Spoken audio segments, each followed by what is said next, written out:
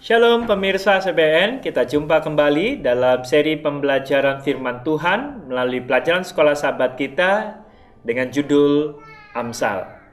Tentu pada minggu ini adalah pelajaran kita yang terakhir. Sepanjang satu minggu ini judul pelajaran kita adalah Perempuan dan Anggur. Dan sebelum kita memulai pelajaran kita hari ini dengan judul Bersulang untuk Kematian, seperti biasa, undanglah seluruh anggota keluarga kita untuk berkumpul bersama-sama mempelajari firman Tuhan. Dan jangan lupa siapkan Alkitab kita. Dan jika ada hal-hal yang ingin dicatat, mungkin juga bisa menyiapkan alat tulis dan kertas, di mana ada hal-hal yang mungkin penting yang untuk bisa kita catat dan kita ingat kembali.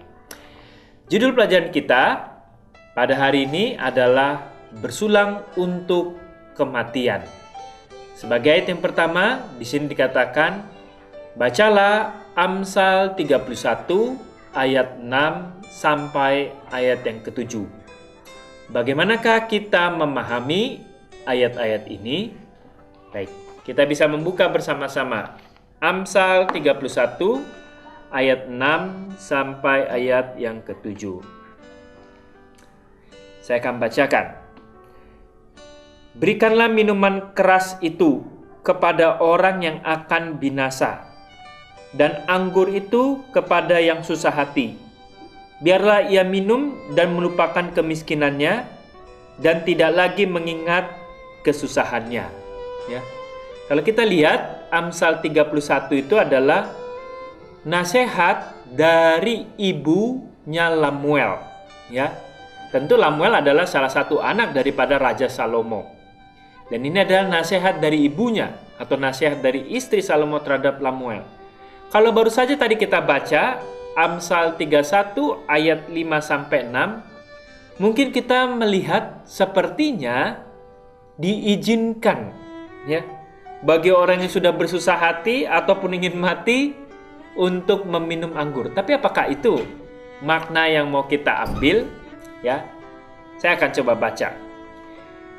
Pembacaan cepat ayat-ayat ini memberikan kesan sepertinya Ibu Lemuel mengizinkan penggunaan anggur atau minuman alkohol lainnya bagi orang yang hampir mati, ya. Tadi di ayat 6. Atau bagi orang yang menderita depresi atau stres di ayat 7. Bacaan ini bagaimanapun juga akan bertentangan bukan hanya dengan konteks yang ada. Ibu Lemuel baru saja mengamarkan sang raja terhadap minuman anggur di ayat sebelumnya. Tetapi juga konteks secara umum dari kitab Amsal yang secara sistematis dan tegas melarang sebenarnya untuk memasukkan minuman beralkohol atau minuman anggur yang memabukkan ke dalam tubuh kita. Selain itu, seperti tidak masuk akal untuk menawarkan sesuatu kepada yang mau mati yang hanya akan membuat kesehatan dan kesejahteraan mereka menjadi semakin buruk. Ya. Tentu orang yang sudah sakit parah, ya bukannya diperburuk seharusnya kondisinya, ya, tetapi sebenarnya diusahakan untuk malahan semakin pulih, ya, atau dia dapat tetap berpikiran jernih untuk menghadapi kematiannya tentunya. Dengan memberikan alkohol kepada orang yang depresi, ya, di ayat 7, seperti memberikan garam kepada seseorang yang sudah mengalami dehidrasi. Ya, kenapa seperti itu? Karena garam bersifat menyerap cairan. Artinya kalau orang yang sudah kekurangan cairan, itu kita berikan garam semakin dia kekurangan cairan. Ya. Jadi sebenarnya begitu juga orang yang depresi masa dikasih alkohol, semakin dia tidak bisa berpikir jernih dengan baik dan benar.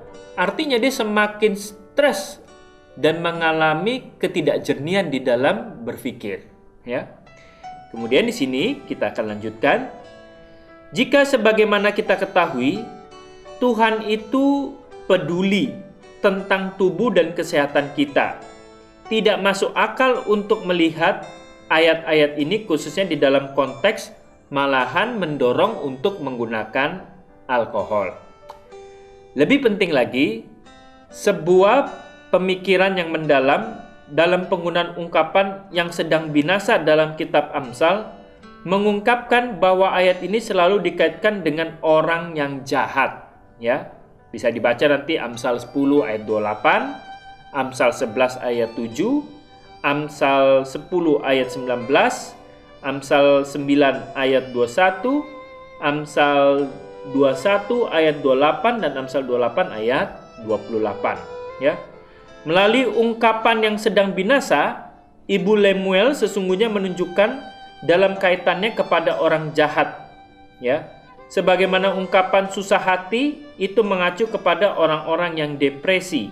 Amsal 31 ayat 6, yang seperti orang jahat menjadi tidak peka dan melupakan kemiskinannya, ya. Amsal 31 ayat 7. Ya, di sini sebenarnya orang yang jahat, dia mencintai tetap minuman anggur, dia akan semakin peka, ya, sehingga dia juga melupakan keadaan-keadaan di dalam dirinya sendiri ataupun keadaan di dalam lingkungan keluarganya.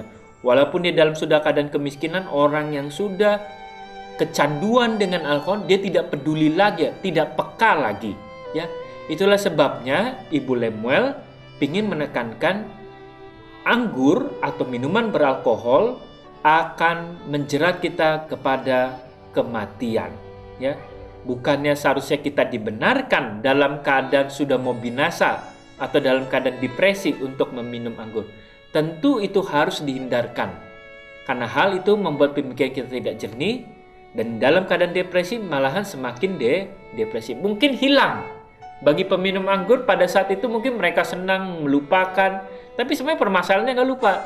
Setelah dia sadar kembali, dia kembali semakin stres karena dia harus memenuhi lagi kebutuhan kecanduannya terhadap alkohol, dan permasalahan tidak pernah terselesaikan, ya. Kemudian kita lanjutkan di sini.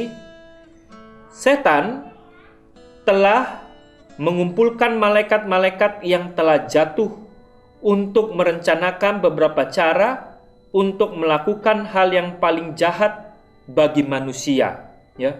Di sini dikatakan setan saat ini mengumpulkan para malaikat-malaikatnya yang telah jatuh tersebut untuk merencanakan beberapa cara melakukan hal yang paling jahat bagi manusia. Apa itu? Usul demi usul telah dikemukakan hingga akhirnya setan sendiri menyodorkan suatu rencana, ya. Dia akan mengambil buah anggur itu, juga gandum dan bahan-bahan lain yang telah diberikan oleh Tuhan sebagai makanan, akan diubahnya menjadi racun yang akan merusak tubuh, mental, dan kuasa moral manusia, dan dengan saraf yang demikian rupa sehingga setan dapat mengendalikan manusia itu sepenuhnya, ya.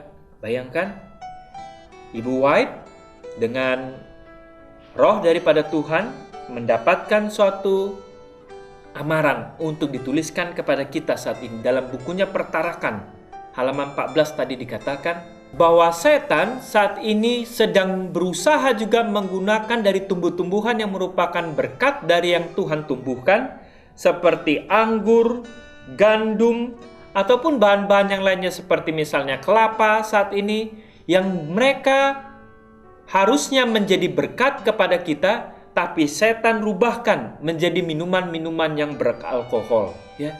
Itu merupakan salah satu strategi setan untuk melumpuhkan pemikiran kita dan meracuni pemikiran kita sehingga kita keluar daripada rencana yang Tuhan ingin lakukan terhadap kehidupan kita.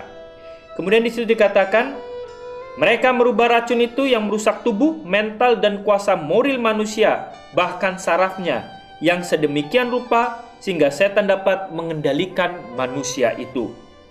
Oleh pengaruh minuman keras, manusia akan dikendalikan untuk melakukan segala macam kejahatan. Melalui selera makan yang diselewengkan ini, dunia ini juga menjadi rusak. Dengan memimpin manusia untuk melakukan minuman keras, setan juga akan membuat manusia itu makin lama makin rendah derajatnya. Buku Pertarakan halaman 14. Wah, baru saja kita membaca bagaimana usaha setan saat ini, ya, merusak pemikiran kita untuk menjadikan moral kita semakin rendah dengan menggunakan berkat-berkat yang Tuhan ciptakan melalui tumbuhan-tumbuhan tersebut, tetapi dia merubahnya melalui agen-agennya manusia yang jahat saat ini, menjadi minuman-minuman yang memabukkan, bahkan menjadi sumber makanan yang menjadi kutuk terhadap tubuh kita, ya. Dan dengan begitu katanya, kejahatan akan semakin merajalela. Untuk itu para pemirsa, janganlah engkau memasukkan minuman beralkohol ke dalam tubuhnya. Mungkin kita mengetahui saat ini banyak di daerah-daerah, ya, di seluruh Indonesia ini yang menggunakan bahan-bahan alam itu yang difermentasikan menjadi minuman-minuman yang beralkohol. Mungkin disajikan dalam acara-acara adat, ya, atau disajikan dalam pertemuan-pertemuan.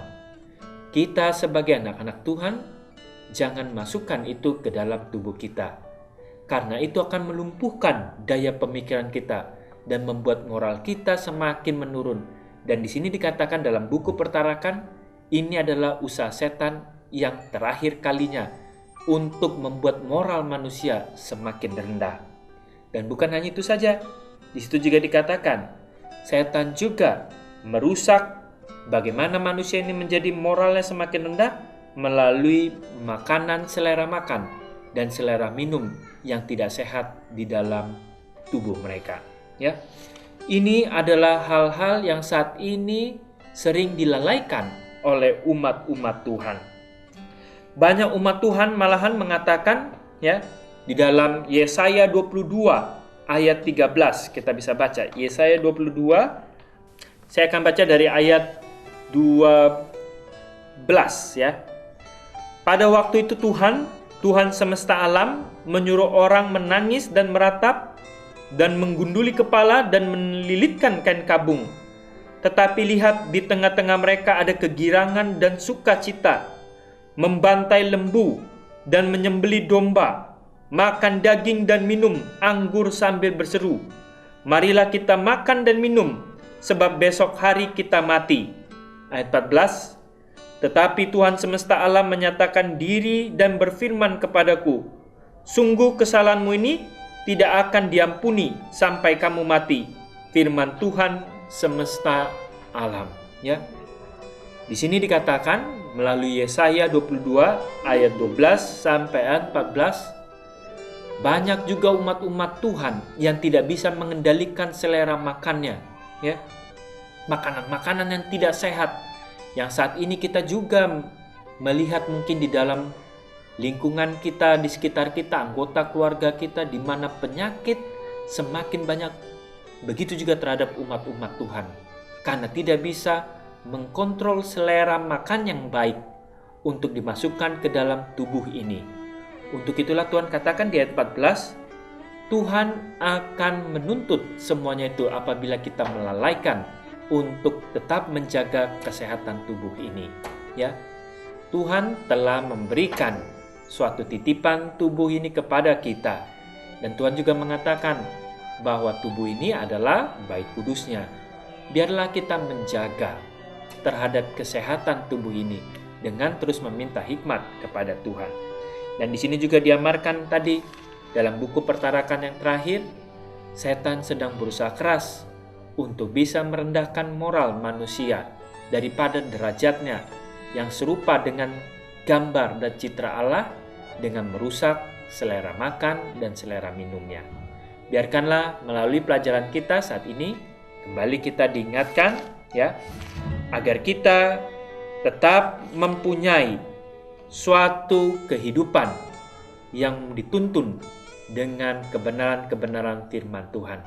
Dan bagi pemuda-pemudi ataupun orang tua, jangan masukkan minuman beralkohol ke dalam tubuh kita. Kiranya Tuhan memberkati kita.